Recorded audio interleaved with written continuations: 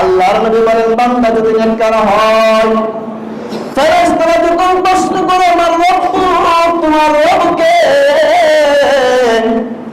তখন বান্দা ফেরেশতাদের প্রশ্নের উত্তরের সাথে সাথে বলেন রব্বি আল্লাহ, আমাদের রব হলো আল্লাহ। জুড়ে বলেন আমাদের রব কে? আরো জুড়ে বলেন কে? ওই বান্দা তখন কবরের মধ্যে বলে রব্বি আল্লাহ, আমাদের রব হলো আল্লাহ। 2 নাম্বার প্রশ্ন যখন বলেন ওয়ামা দীনুক, তোমার ধর্ম কি ছিল, দিন কি ছিল? তখন বান্দা তখন উত্তর দিয়া বলে দীনি আল ইসলাম, আমার দিন ছিল ইসলাম। 3 নাম্বার প্রশ্ন যখন করে ওয়ামান হাযার রাজুল, এই বান্দাকে বুইসা ফীকুম, যাকে তোমাদের কাছে পাঠানো হয়েছিল। তখন বান্দা তখন ওই ফেরেশতার প্রশ্নের উত্তরে বলেন হাযা নবিয়ুনা মুহাম্মাদুর রাসূলুল্লাহ সাল্লাল্লাহু আলাইহি ওয়াসাল্লাম। বান্দা ফেরেশতার প্রশ্ন পাওয়ার পর তার আত্মাকে প্রশান্তি দিয়ে খুশির সাথে আনন্দের সাথে বলে, এই তো হলো আমার মায়ের নবী,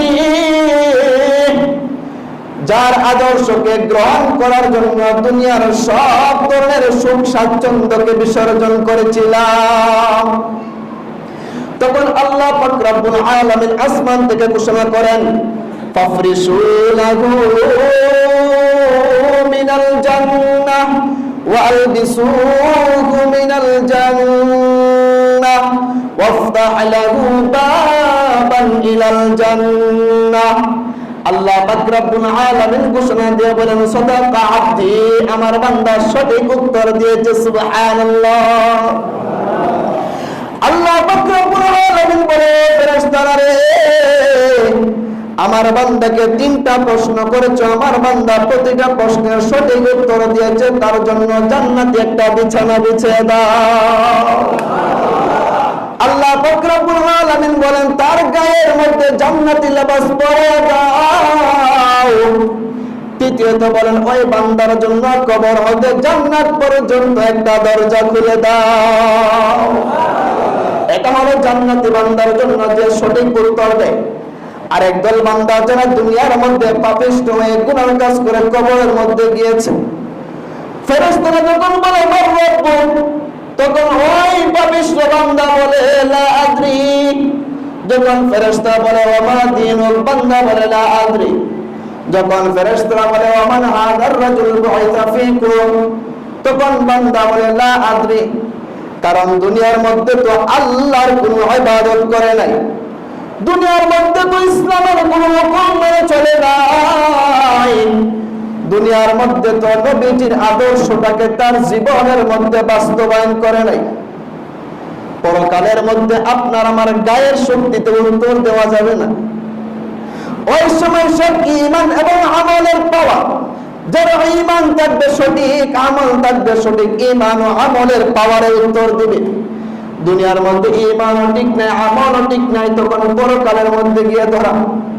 যখন ফেরেশতাদের প্রশ্নের সাথে বান্দা বলবে লা আদরি, আমি জানি না, আমি জানি না, আমি জানি না, আল্লাহ পাক রব্বুল আলামিন বলেন ফাফরিশু লাহু মিনান নার ওয়া আলবিসুহু মিনান নার ওয়াফতাহ লাহু বাবান ইলান নার।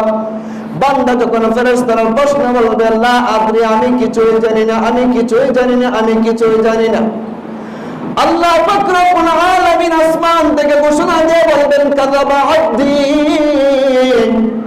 আমার বান্দা মিথ্যা বলেছে, দুনিয়ার মধ্যে আমার ইবাদত করে নাই, আমার মুহাম্মদ আমার নবীকে মানে নাই, আমার দ্বীনকে মানে নাই।